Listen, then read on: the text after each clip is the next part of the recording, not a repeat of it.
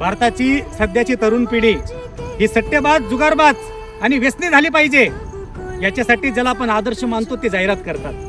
भारतरत्न पुरस्कार ज्याला आपल्या भारत सरकारने दिला तो सचिन तेंडुलकर ऑनलाईन गेमिंग ॲपची जाहिरात करतोय. तुम्ही पैसे भरा आणि गेम खेळा आणि सट्टेबाज व्हा याची जाहिरात करतोय. महेंद्रसिंग धोनी ज्याला पूर्ण भारत माही म्हणतो तो ड्रीम 11 ची जाहिरात करतोय. विराट कोहली हा MPL ची जाहिरात करतोय. अजय देवगण हा विमल पान मसाल्याची जाहिरात करतो आणि आमचे अमिताभ बच्चन हे कमला पान पसंद मसाल्याची जाहिरात करतात.